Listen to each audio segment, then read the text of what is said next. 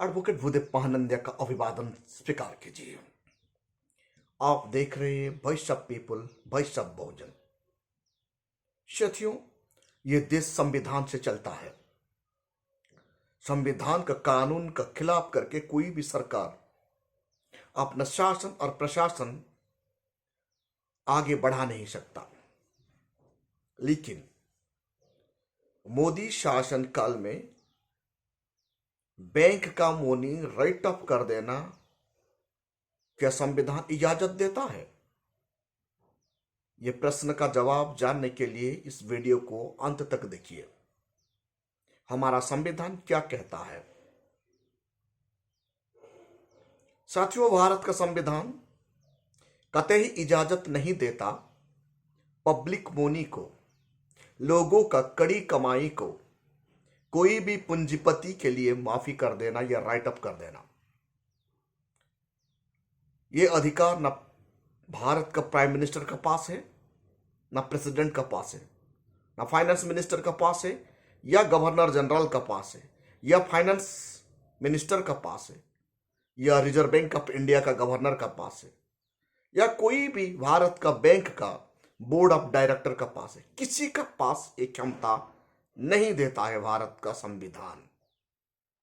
भारत का संविधान यह कहता है लोगों का कड़ी कमाई का पैसा जो बैंक में जमा होता है, वो जमा पूंजी को पाई पाई हिसाब देना बैंक ऑफ डायरेक्टर का रिस्पॉन्सिबिलिटी है।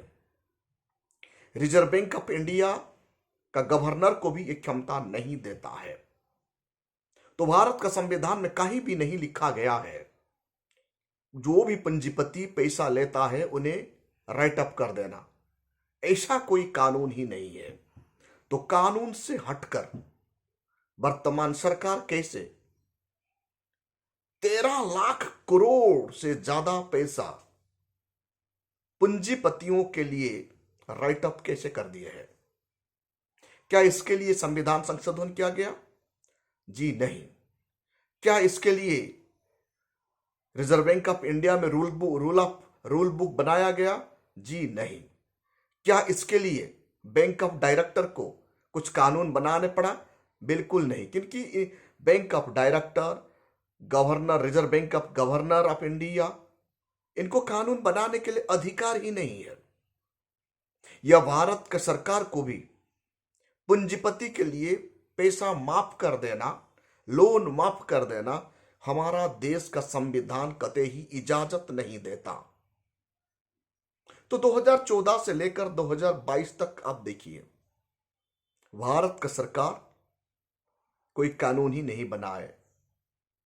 भारत में रहने वाले जो लोन लेके जो पूंजीपति पैसा नहीं चुकाए हैं, इनको फायदा दिलाने के लिए राइट ऑफ कर देना ये देश का कानून कतई ही परमिशन नहीं देता है। इसके लिए कौन रिस्पॉन्सिबल है? जब भारत का सरकार बैंक ऑफ डायरेक्टर को या governor of reserve bank of India को भारत का पूंजीपति का पैसा माफी करने के लिए कहता है, तो ये ऑफिसर का रिस्पॉन्सिबिलिटी है। मौखिक सुनना नहीं चाहिए, क्योंकि हमारा देश का फाइनेंस या देश का शासन और प्रशासन मौखिक नहीं चलता। ये डेमोक्रेसी है। भारत का संविधान ये कहता है जो भी शासन और प्रशासन इस देश में चलता है वो मौखिक नहीं होता है। प्रेसिडेंट ऑफ इंडिया का मौखिक ऑर्डर कोई भी आयस मान रहा है, यानी ये कानूनन अपराध है। प्राइम मिनिस्टर ऑफ इंडिया का मौखिक ऑर्डर कोई भी संस्था का चीफ मान रहा है, ये कानूनन अपराध है। कोई भी सीएम, पीएम, गवर्नर या प्रेसिडेंट ऑफ इंडिया मौखिक आदेश जब दे देता है, उनका मौखिक आदेश को संवैधानिक संस्थाओं में बैठे हुए लोग पालन कर रहे हैं, तो यह संविधान के लिए खतरा है। ऐसे लोगों के खिलाफ कानूनी कार्रवाई होना चाहिए। भारत का लगभग 21 गवर्नमेंट बैंक में से 13 लाख करोड़ रुपया राइट अप हो गया। किसके आदेश पर? जी, आज तक कोई भी आदेश पीएमओ से नहीं आया। आज तक कोई भी आदेश फाइनेंस मिनिस्टर से नहीं आया।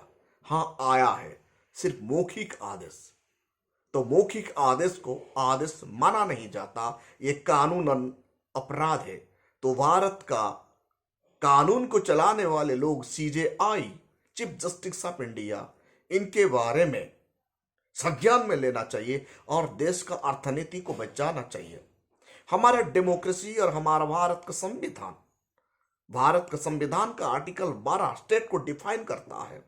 स्टेट का मतलब है स्टेट में रहने वाले तमाम संपदा, यानी एयर, हवा, पानी, मिनरल, फॉरेस्ट, जंगल, जमीन, हर कुछ सरकारी बताता है, यानी स्टेट को डिफाइन करता है। स्टेट में रहने वाले तमाम सरकारी इंस्टीट्यूशन को स्टेट को डिफाइन करता है। ये सब जब शासन और प्रशासन चलता है तो भारत का संविधान का प्रक्रिया में चलना चाहिए। लेकिन भारत में रहने वाला बैंक ऑफ डायरेक्टर पीएमओ का मौखिक आदेश में चलेगा तो ये संविधान के खिलाफ है। भारत में रहने वाला RBI, reserve bank of India का गवर्नर मौखिक आदेश से चल रहा है, मतलब ये संवैधानिक खिलाफ है। तो ऐसे हमारा देश का बैंकिंग सिस्टम में इतना पैसा, 13 लाख करोड़ पैसा को बर्बाद कर दिया गया है। ये पैसा लोगों का कड़ी कमाई है। तो भारत सरकार को या कोई भी अधिकारी को ये अधिकार कौन दिया? कौन इन अधिकारियों का खिलाफ जुडिशियल एक्शन लेगा? इस सोचने की बात है। क्या भारत में रहने वाला आईबी, ईडी, सीबीआई, सीएजी, ये लोग मौखिक आदेश से प्रशासन काम तुलाते हैं या संविधान से?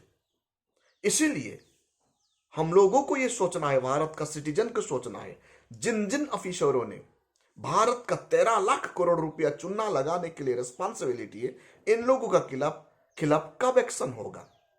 क्या भारत का सुप्रीम कोर्ट इनको संज्ञान में नहीं लेगा? यह प्रश्न मन में ही आता है। भारत का ओपोजिशन का काम क्या होना चाहिए? आज तक भारत का ओपोजिशन इसके लिए साइलेंस है।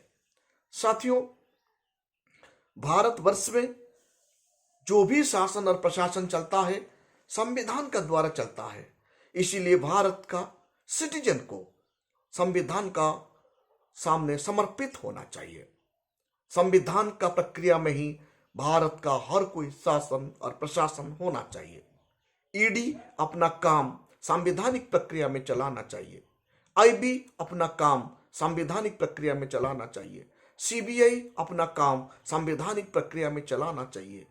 कोई भी पीएम, सीएम या गवर्नर या प्रेसिडेंट का मौखिक आदेश पालन मतलब ये संविधान का खिलाफ है, क्योंकि हमारा देश डेमोक्रेसी है। डेमोक्रेसी में एक संविधान है। संवैधानिक प्रक्रिया यानी कानूनी प्रक्रिया से देश का शासन चलना, ये फेयर एंड फाइन एडमिनिस्ट्रेशन है। 2014 से 2022 आज तक जितना भी फाइनेंशियल गड़बड़ी भारत में हो रहा है, इनका कोई रिकॉर्ड नहीं है। भारत का पीएमओ या फाइनेंस मिनिस्टर ऐसा कोई कानून ही नहीं बना है और कानूनी आदेश बिल्कुल नहीं है। भारत का संविधान के बारे में जानकारी रखने वाले लोग ये बात जानते हैं।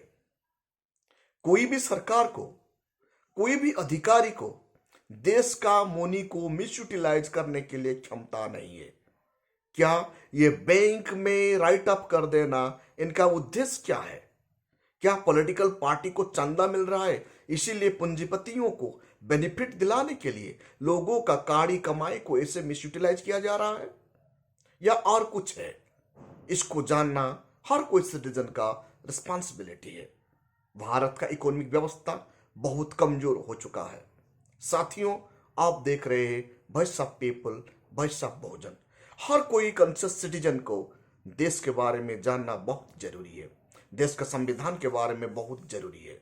जब तक भारत का सीएजी, ईडी, आईबी, सीबीआई तमाम एग्जीक्यूटिव हेड संविधान को बचा नहीं पाएंगे तो ये संस्था भी नहीं बचेगा, क्योंकि ईडी को क्षमता देता है भारत का संविधान, सीएजी को क्षमता देता है भारत का संविधान, सीबीआई को क्षमता देता है भारत का संविधान।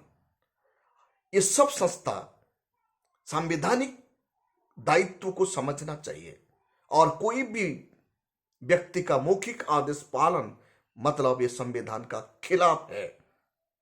इसीलिए हर कोई संस्था का चीफ को संवैधानिक प्रति लॉयल्टी होके काम करना चाहिए।